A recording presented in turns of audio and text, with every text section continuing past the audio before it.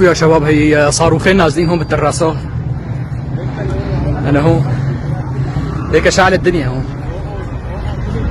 بعد البرغوث بشوي. Syrian തലസ്ഥാനമായ ദമാസ്കസിലെ Palestine Islamic ജിഹാദ് ആസ്ഥാനത്ത് ഇസ്രായേലിന്റെ മിന്നലാക്രമണം. ഇസ്ലാമിക് ജിഹാദ് കമാൻഡ് സെന്ററുകളിലാണ് ഇസ്രായേൽ സൈന്യം വ്യോമാക്രമണം നടത്തിയത്.